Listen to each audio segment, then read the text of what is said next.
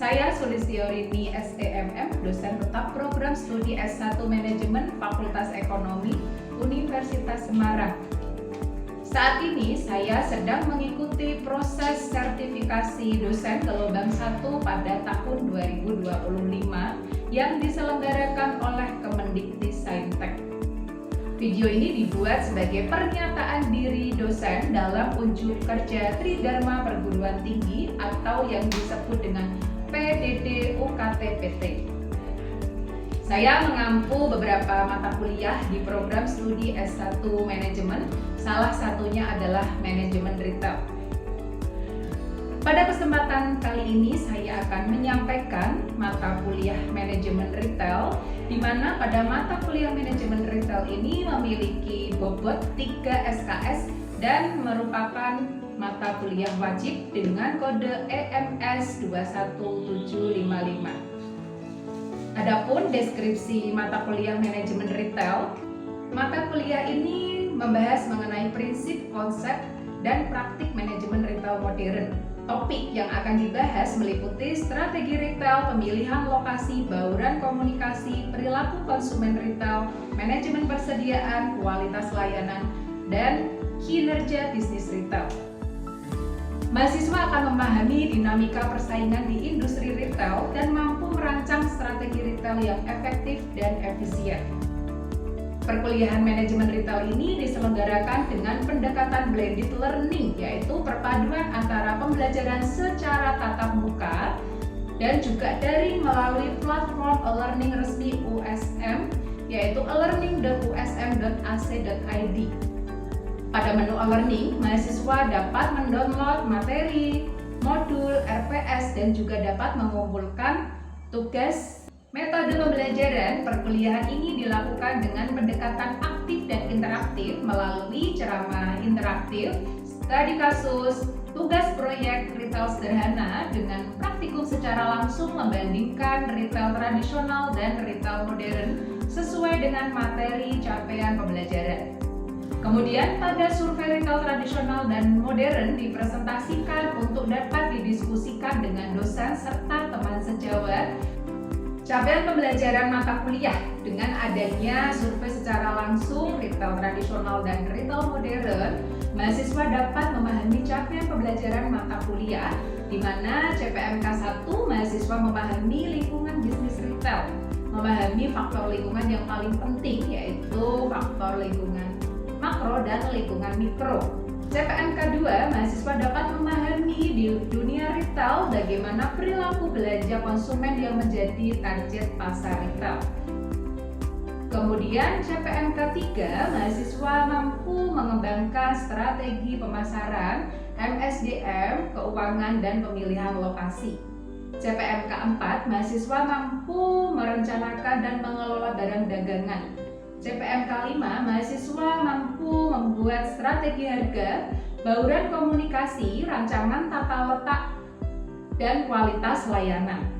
Pada CPMK 6, mahasiswa dapat mengevaluasi kinerja manajemen retail. Analisis kinerja manajemen retail dibutuhkan terkait dengan cara dan metode. Adapun penilaian yang dilakukan mencakup beberapa poin. Yang pertama, partisipan dan kehadiran 20%, tugas dan praktikum 25%, UTS 25%, dan UAS 30%.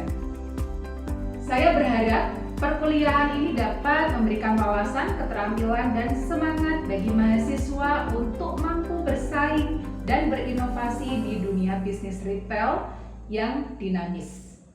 Berikut adalah video pembelajaran singkat pada mata kuliah manajemen retail. Selamat menyaksikan. Assalamualaikum warahmatullahi wabarakatuh. Waalaikumsalam warahmatullahi wabarakatuh. Alhamdulillah hari ini sehat ya semua ya. Ngantuk karena kita jam siang ya, pasti ada aura-aura ngantuk. Tapi kalau kita tetap semangat buat belajar ya. Sudah makan siang sudah? Kalau mata kuliah saya ini segera nanti ya. Ini udah mata kuliah terakhir ya jam 2. Mungkin kita awali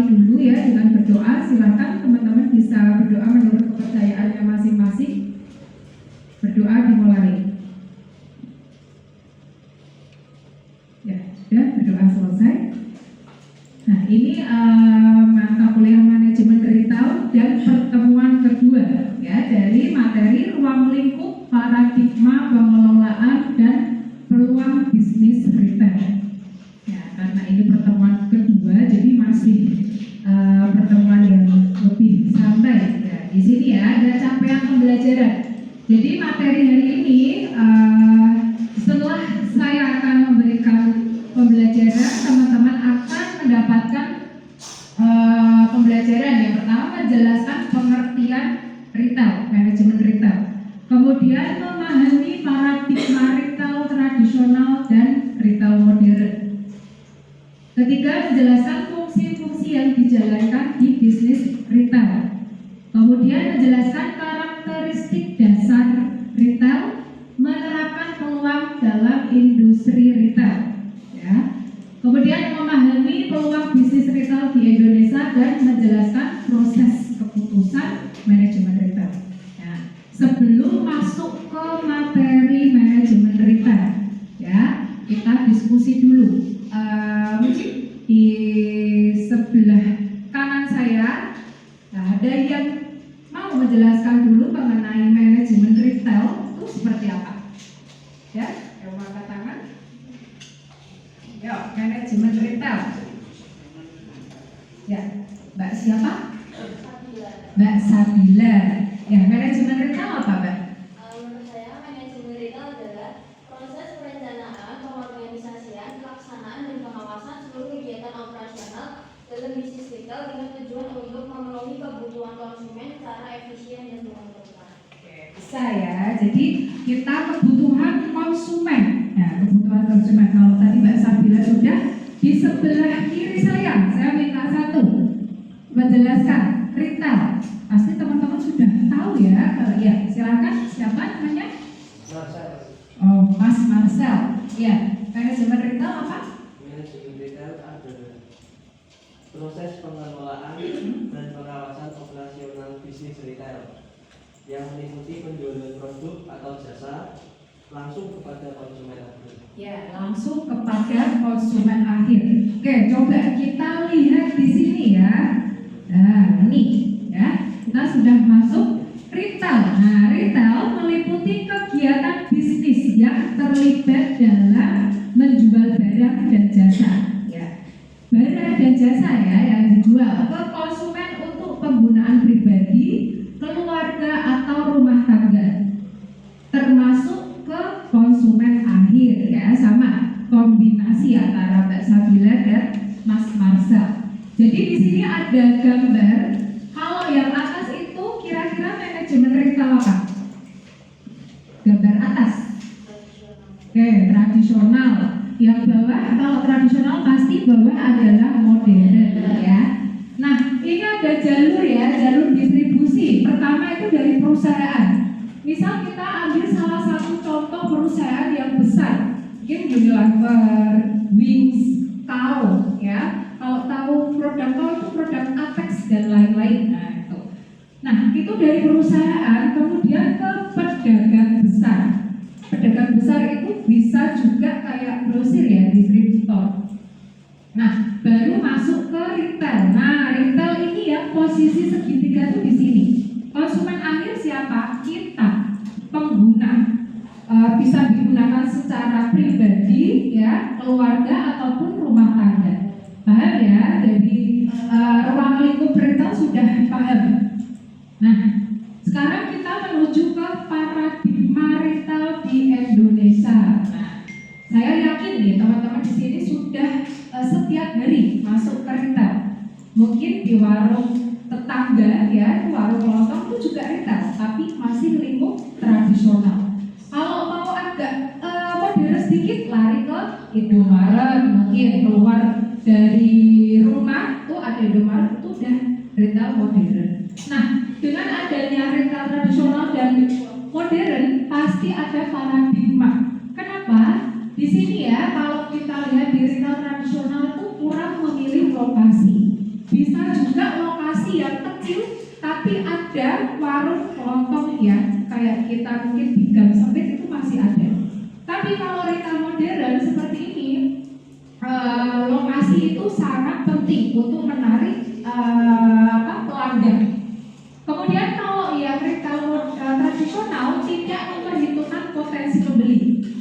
Siapa aja lah, kalau ada yang mau beli silahkan, enggak juga enggak. Tapi kalau yang retail modern itu sudah harus diprediksi, karena untuk modal aja mereka buka bikin toko retail seperti itu kan pasti modalnya banyak. Nah itu kalau nggak ada yang beli seperti apa? Ya, kalau yang di retail tradisional itu tidak melihat merek apa aja dijual. Bahkan kita bisa membuat produk sendiri lalu kita jual sendiri di retail tradisional. Ya, kemudian kalau di retail modern itu harus dengan fokus barang dagangnya itu ada merek-merek branding. Teman-teman suka merek gini, coba teman-teman suka barang sedikit tapi branded atau barang banyak yang penting ganti-ganti Bu? Lebih suka gimana? Nah, banyak ganti-ganti ya, biar nggak kesannya itu aja. Nah, nggak apa-apa.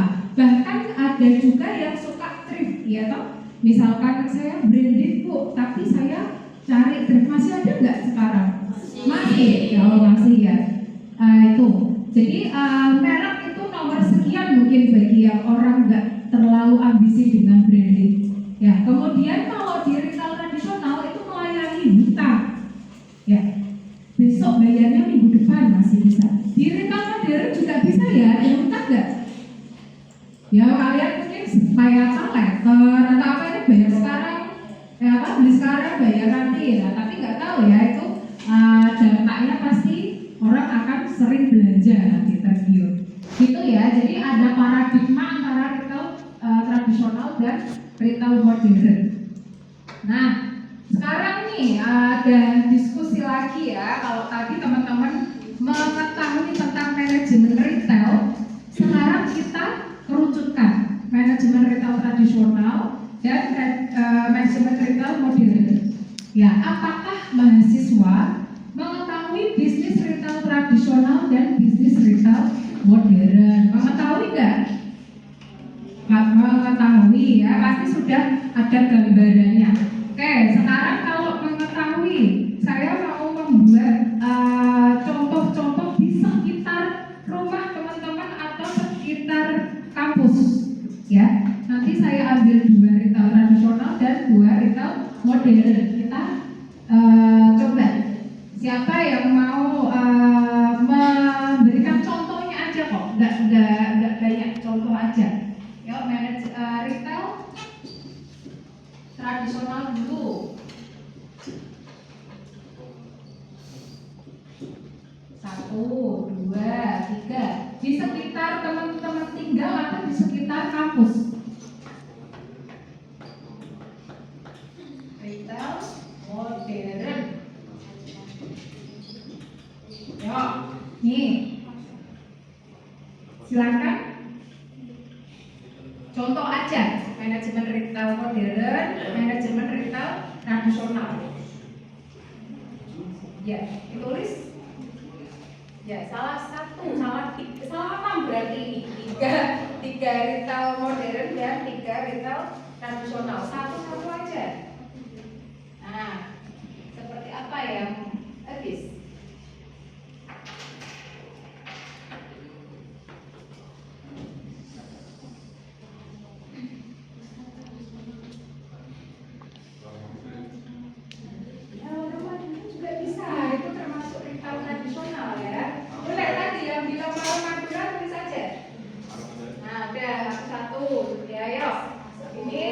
Superindo sama Wali Sembako apa yang ada namanya? Apa? Di dekat rumah apa?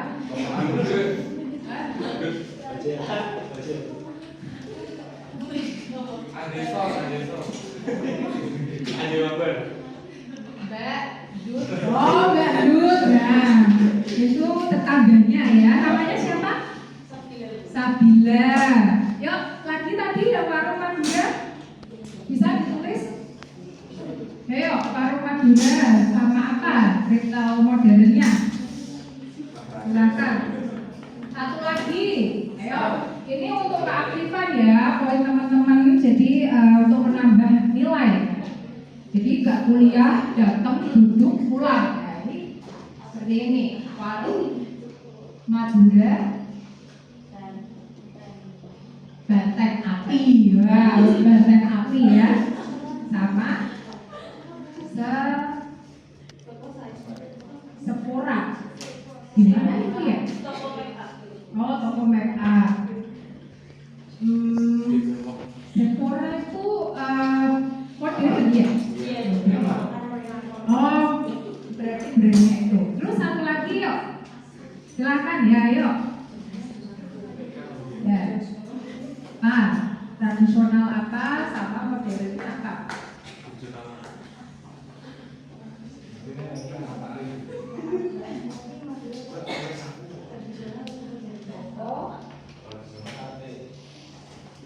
Sayur, nah, pokok ya ini juga modern ya, nggak melulu itu tentang sembako, sayur, buah itu bisa. Nanti saya kasih contoh. Anugerah aspol, tekan aspol ya. Unik dulu, nggak nyambung ya. Harusnya sayur bandingannya dan sayur apa? Iya, supermarket, Superindo udah. Yang apa itu?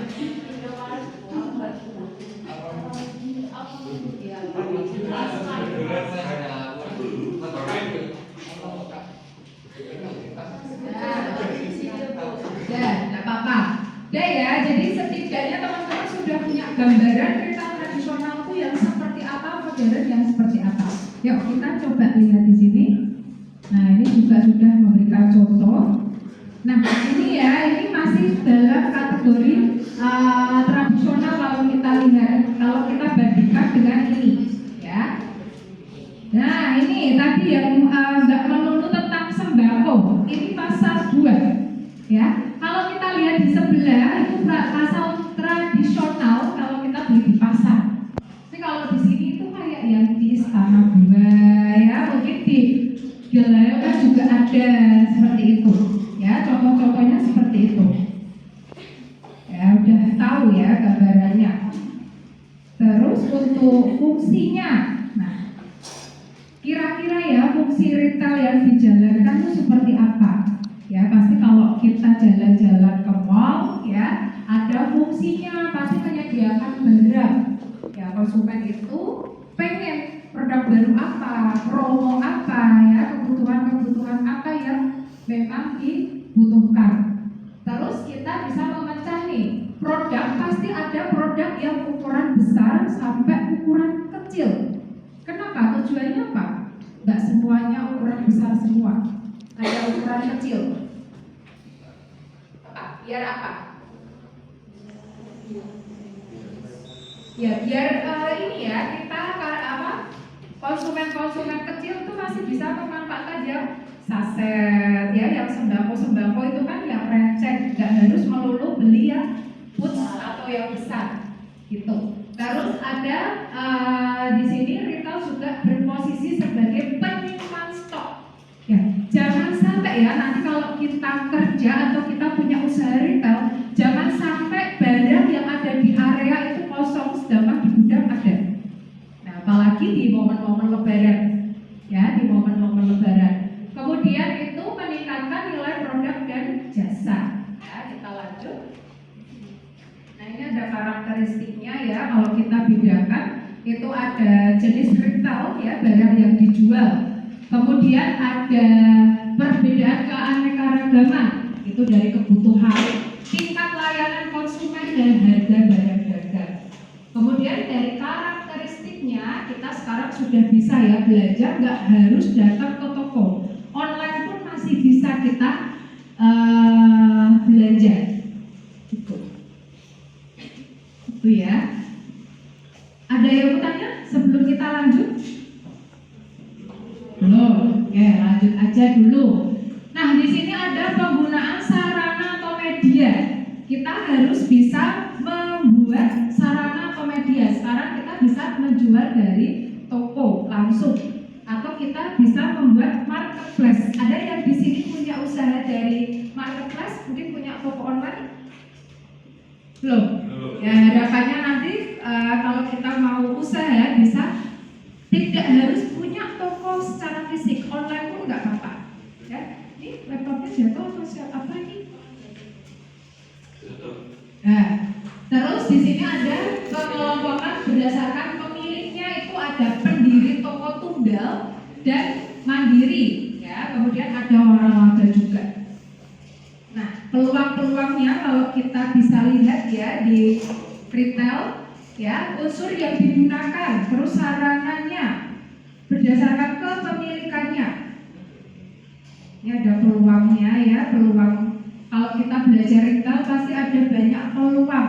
Ya, peluangnya itu di sini bisa mengatasi ya peluang-peluang manajemen. Pasti kita akan belajar manajemen keuangan, manajemen MSDM, manajemen pemasaran, bahkan manajemen produksi.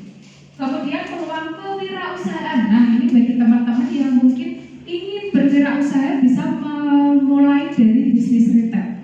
Kalau orang bilang itu bisa ini ya, dorang. Dulu saya punya usaha dorang shop, tahu nggak? Dodol sembarang. Nah, jadi nggak harus itu aja. Ya, tapi itu kita hanya pengen aja jualan apa gitu. Ya.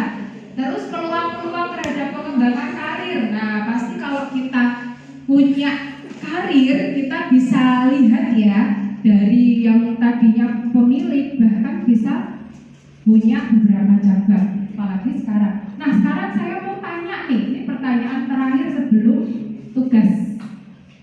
Kenapa ya Indomaret sama Alfamart itu selalu berjejeran? Kalau sini Indomaret, maju dikit mungkin ketemu Alfamart. Nah, itu kenapa sih? Ada yang mau jelasin nggak? Yo, ada yang mau jelasin nggak? Kenapa? Coba saya kasih waktu sebentar. Kenapa?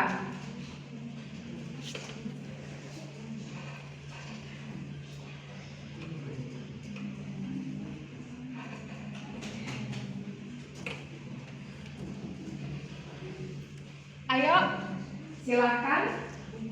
Kenapa? Kok selalu berjejeran itu? Retail modern Alfamart sama Indomaret. Boleh? Apa? Ayo aja, ini nggak ada sesuatu yang benar dan salah. Kita diskusi. Kalau menurut saya dari strategi lokasi sendiri Bu, dari strategi lokasi itu Indomaret sama Alfamart saling menerapkan strategi head to head untuk memperhatikan pelanggan. Jadi salah satu dari perusahaan mereka tidak mau pesaingnya itu menguasai konsumennya sendiri. Jadi sebisa mungkin di mana ada pelanggan mereka bisa memperhatikan agar konsumennya itu bisa mempertimbangkan lebih suka di Indomaret atau di Alfamart. Terus yang kedua dari risiko konsumen juga, yaitu mereka akan melihat pemilikan toko yang sama-sama tapi dengan isi barang yang dijualnya itu berbeda. Jadi mereka di situ akan membandingkan sendiri mana yang akan mereka ambil atau enggak. Ada satu lagi poin yang penting, promo ya. Kadang kita masuk ke Indomaret, wah ini lagi gak promo nih, coba kita ke Alfamart, siapa tahu ada promo. Jadi peluang ya. Dan ternyata itu Alfamart dan Indomaret itu satu rumpun loh. Memang pangsa pasarnya itu sama. Jadi sasarannya kalau Indomaret kehabisan stok barang, Alfamart bisa laku ya, seperti itu. Jadi ya kalau kita amati habis Indomaret pasti sebentar lagi ada Alfamart, bahkan kadang berjejeran ya. Kalau nggak berjejeran ya paling hadap-hadapan, ya paling gitu ya. Kalau ke belakang-belakang nggak mungkin ya. Kalau jejeran ya pasti hadapan ya. Itu. Terima kasih Mbak Sabila, sampai hafal ya. Yuk yang lain ya bisa keaktifannya. Nah, nih ini ada tugas. Nah, biasanya kalau udah musim terakhir ini ada tugas ya. Jadi ini tugasnya individu ya, nggak ada kelompok. Biasanya kalau tugas kelompok itu ada yang jadi Tarzan ya, gandul, kerja sama ya. Yang kerja satu lainnya sama. Itu siapa? Ada? Oh itu ya. Nah ini tugasnya individu aja saya. Jadi objek garapan. Kita membuat suatu proyek. Apa sih proyeknya? Nah dalam kegiatan pembelajaran mahasiswa diminta untuk melakukan pengamatan survei secara langsung. Kalau tadi saya sudah menjelaskan retail tradisional apa, modern apa, sekarang teman-teman survei secara langsung ke lapangan. Ya, jadi prosedur pelaksanaannya, nah itu secara berkelompok itu 2 tim, kelompok, tapi ini laporannya individu. Boleh jalan berdua kan, biar ada yang foto, biar ada yang gantian, ya.